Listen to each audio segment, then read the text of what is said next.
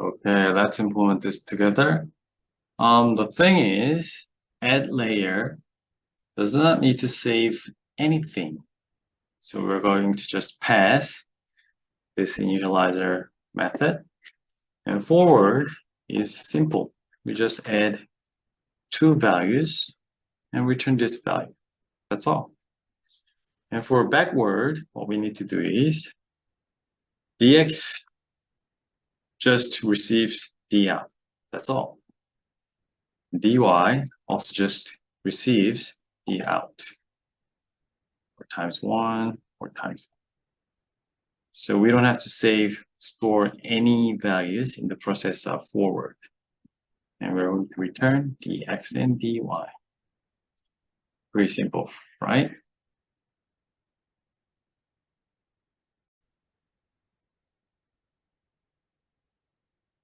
Okay, from now on, we're going to talk about vector derivatives and backpropagation together. This is just a short recap. A function for scalar to scalar, where the input and output are both scalar values, we just do regular derivative. And the meaning of this derivative is if we change x a little bit, or by a small amount, how much will y change? That is the meaning of scalar derivative. And when the input is a vector and the output is a scalar, then the derivative or the transpose of the derivative is gradient. And we take partial derivative of y in respect of each component of x. And the meaning of this gradient is, as I told you here, for each element of x, if it changes by a small amount, then how much will y change? Therefore, if we collect all these changes, then the total change of y can be calculated. And in the case of vector inputs and vector outputs, we calculate derivative as Jacobian. And the resulting Jacobian becomes n by n matrix. And the meaning of this Jacobian is for each element of x, if it changes by a small amount, then how much will each element of y change? So each element of x affects its element of y. Although, as you can see here, derivative, gradient, and Jacobian becomes more complicated. However, the logic is quite simple. We're just doing this operation in 1D direction. And in the case of Jacobian, we're performing this derivative operation in 2 directions. That's all. So the matrix operations might look complicated, but the actual calculations are quite simple. And how do we backpropagation with vectors? The loss is still a scalar. And let's say z has the dimension of rd, and x has the dimension of rdx, and y has the dimension of rdy.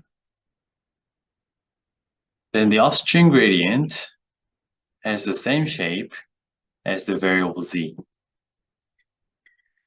And this means for each element of z, how much does it affect L? That is the meaning of upstream gradient.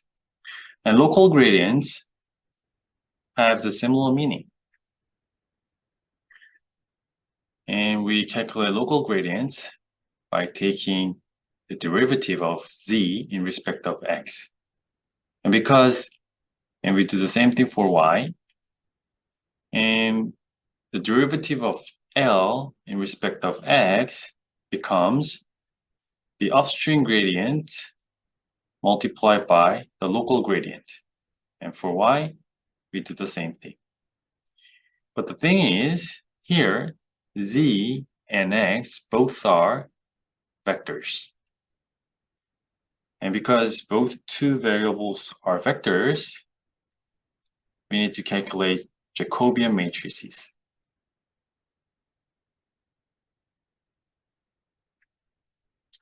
And we do matrix vector multiplication because this one is a Jacobian matrices and this one is a vector.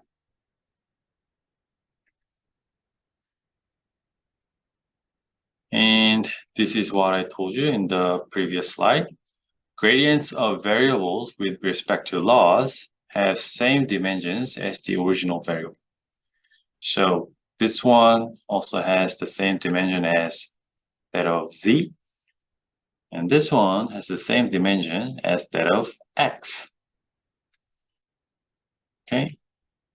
And the reason why I am mentioning this fact is because when you are doing debugging, you can just simply check the dimensions. And if the gradient has the same dimension of the original variable, then you could safely say, oh, my implementation might be correct. And let's have a look at a concrete example. Let's say our operation is max. And this max operation is element-wise. And when the input is four-dimensional vector, 1, -2, 3, and -1, and we are passing through a ReLU. And the result is going to be 1, 0, because this one is -2. 0 comes here. And 3, because this one is -1, 0 comes here. And the upstream gradient, let's assume that has this vector form. This gradient should have the same dimension as the original z vector. So it's 4 by 1 column vector, thus the upstream gradient vector. And when we calculate the Jacobian dz dx,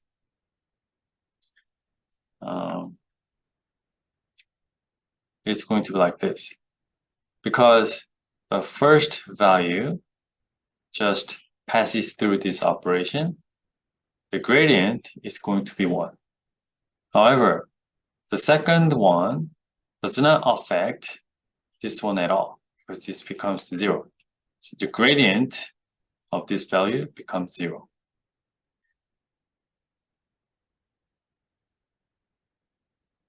Okay, I'm going to show you more concrete examples. So Jacobian is like dz1, dx1, dz1, dx. So the definition of Jacobian is like this: n by m and ym n. So here,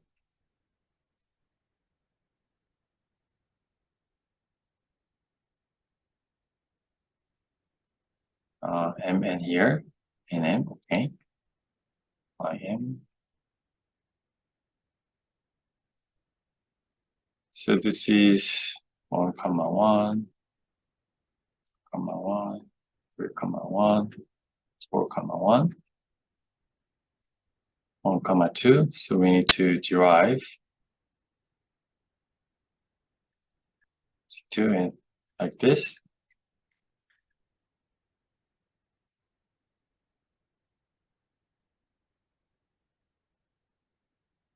Like this.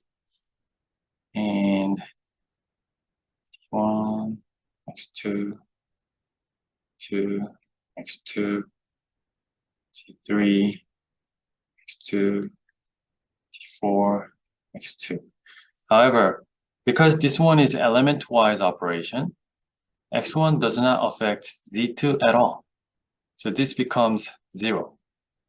And x1 does not affect the value of z3. So this one becomes 0 as well.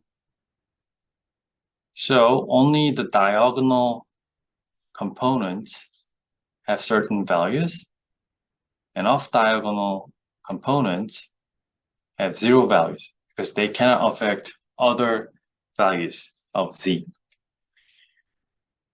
And furthermore, minus values becomes 0 out, and it cannot affect other values, so it becomes 0 here and 0 here. And we're going to multiply this Jacobian with the upstream gradient, and we can get the gradient of L in respect of x like this. And as you can see here, for this operation, Jacobian is very sparse. Off-diagonal entry is always 0. So we never explicitly form Jacobian, but instead use implicit multiplication. We just know that dz dx is going to be 1, 0, 1, 0. And we construct a vector rather than this sparse matrix and perform element-wise multiplication between these two vectors. So this is what I showed you. dl dz is passed when xi is larger than 0. Otherwise, we just 0 out like this.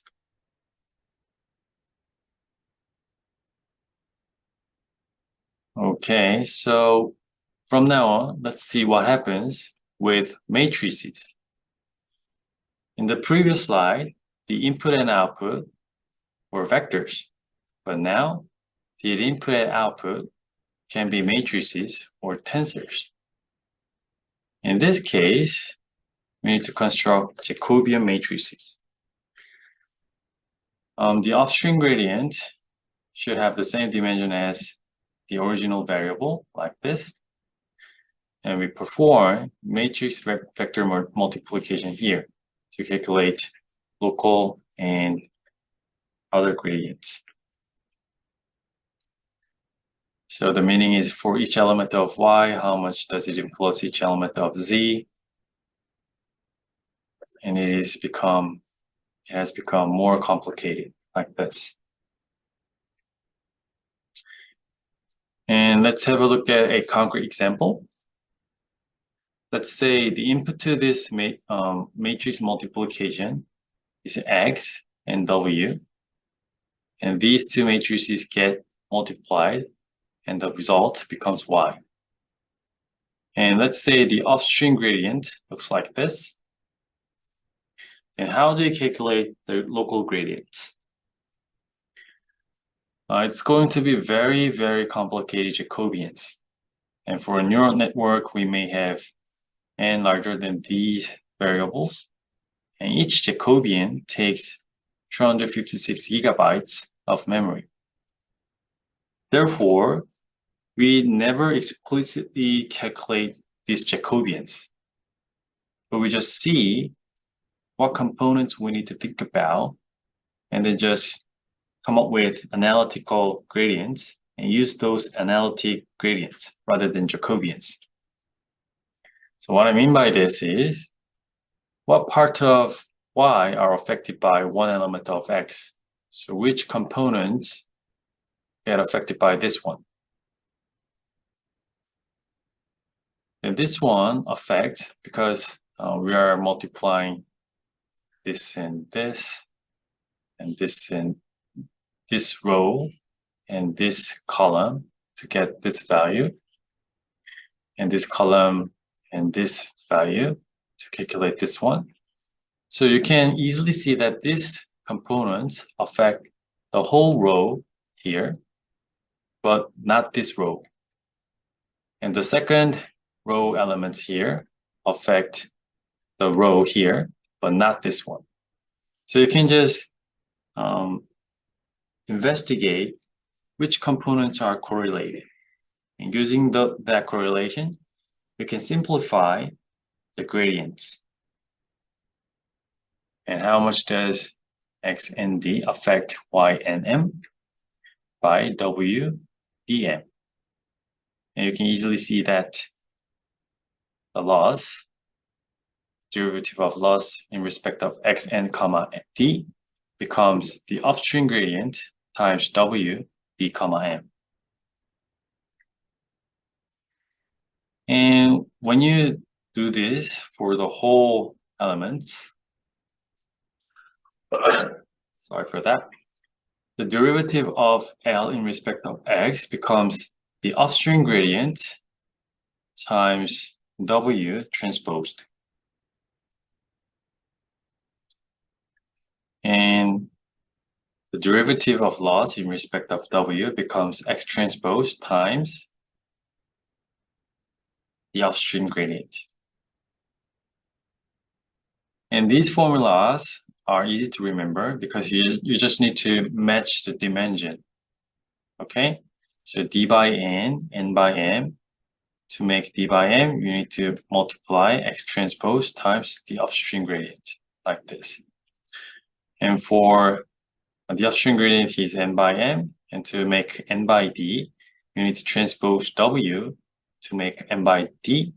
And when you multiply these two, it becomes n by d matrix. So you just need to match the dimensions. And a concrete example might be like this. Let's say the input is x and w1, and we multiply these two matrices. Then we get z1, and z1 passes through ReLU, and then this becomes h1. And here, we're multiplying h1 with w2. And then finally, so this is y hat, and this becomes L by calculating the square value, second norm. And derivative in respect of y hat becomes 2 times y hat. It is similar to this one because y2. And when you do the same thing for matrix, it happens that 2 times y hat is the result of derivative. So these results are from matrix calculus. And as you can see here, we don't have to construct Jacobians. We just need to follow the results of matrix calculus.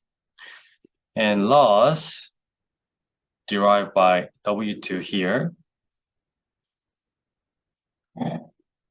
is upstream gradient, which is dy hat, which we already calculated here, times h1 transpose. The multiplication swapped these values. And h1 is upstream gradient times W2 transposed. And for this ReLU, we already saw that this one passes the upstream gradient for the components having values larger than 0. And for this local gradient, we just swap these values and x transpose t times the upstream gradient. And we can implement this using our NumPy like this. We first calculate the forward propagation. The z1 is np dot x and w1 here. So z1 becomes this value. h1 np dot maximum z1 0. y hat here is np dot h1 w2, these two operations. And the final loss is by squaring the y hat. And the backward propagation, as I told you, we never construct Jacobians.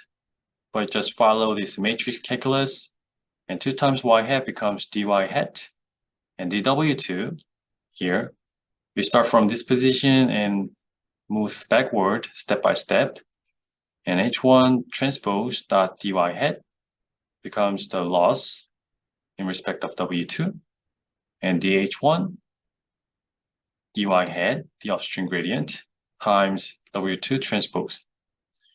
And for dz1, we just pass this gradient, upstream gradient, but for components having less than 0, we feed 0. And the final dw1 becomes x transpose dot dz1.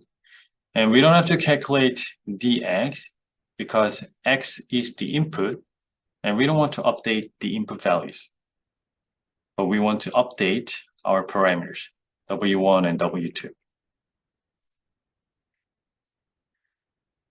Okay, let's implement this together.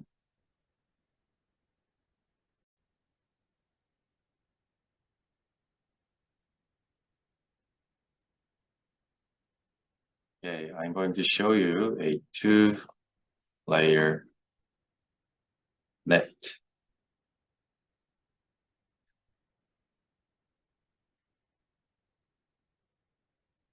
Our 2-layer net is a very simple network. We first need to define the initializer, and this initializer needs to receive the input size and the hidden size and the output size, and another special variable, weight initialization standard deviation. The meaning of this variable will become clearer. So that is the first method we need to define. And the next method we need to define is predict. It receives an input x and outputs the prediction. And we need another method to calculate loss. Here, T is the ground truth. And as before, we're going to define the accuracy.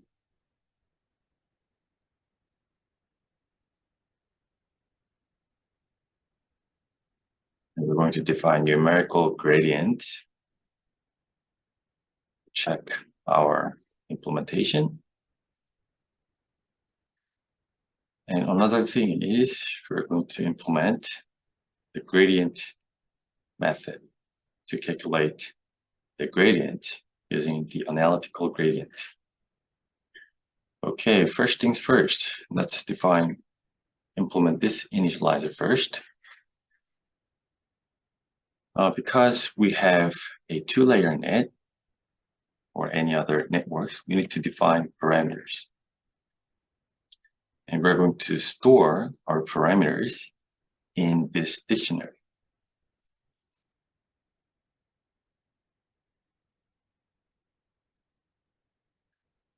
And we're going to define W1, E1, W2, E2, like this.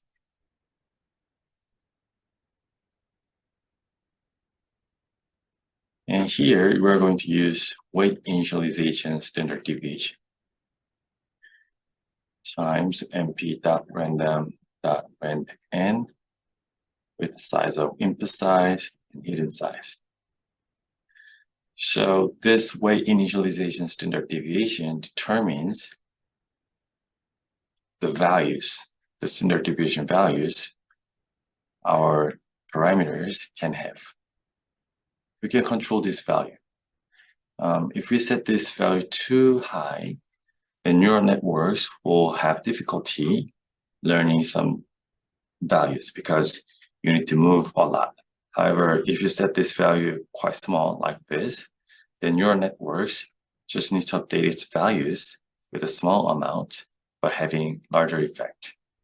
However, if it is too small, then the network will become too sensitive. So you need to just set a proper value for weight initialization standard deviation. And for bias, we're going to initialize these as zeros.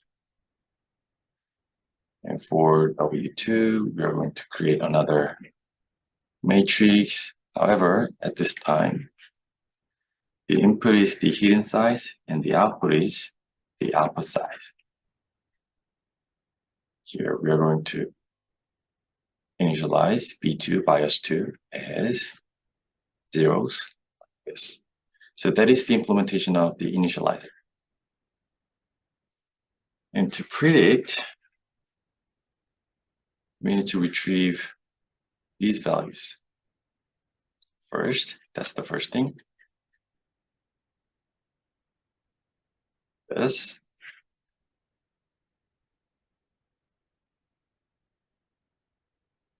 B1 and B2. Here we're checking B1, B2 like this. And how do we calculate the prediction? A1 is going to be MP dot X and W1 plus B1. And Z1 is going to be sigmoid. We're going to use sigmoid as our activation function. And A2 is going to be MP dot Z1 and W2 plus B2. And our final output is going to be softmax A2. Let's just assume that we're going to use Cypher 10 and the input is an image, vectorized image, 1D image, and the output is going to be a score for 10 classes. And then we return one here. Okay, that was about predict. And how do you calculate the loss? Calculating loss is quite easy. What we're going to do is predict the value, and we're going to use cross entropy error between our prediction and the ground truth. That's all. And for accuracy, we need to first predict the values. And using this argmax method, we can retrieve the ground truth and then the predicted labels. And we do the same thing for the ground truth. And accuracy might be the number of the cases where the predicted classes are the same as the ground truth divided by the number of total data we are dealing with. So this is going to be our accuracy. And we return the accuracy like this. And how do you calculate numerical gradient? First, we need to define this loss as lambda. It receives the weight and returns the loss. So you could evaluate where we need to move to update our parameters. Gradients, we're going to create a dictionary like this. Press W1,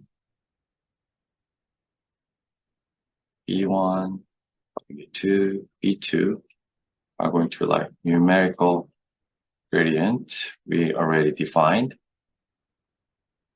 in previous videos.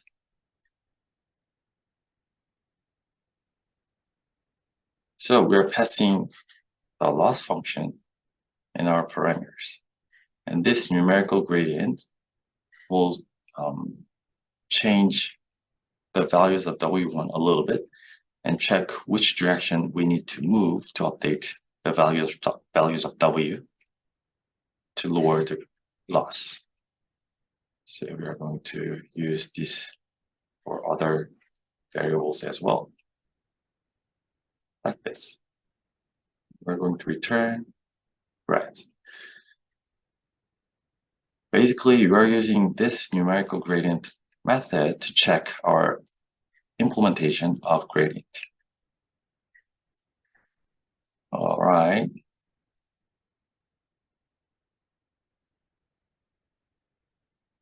Then let's implement the gradient method. We first need to retrieve the parameters and initialize our gradient dictionary like this. And the number of examples, data samples we have is actually the number of batch that is included in shape 0 here. And the forward calculation is going to be this operation. Same as predict. And backward, I'm going to let you know the first upstream gradient. This is going to be y minus t divided by batch number. And this is going to be our PPP exercise.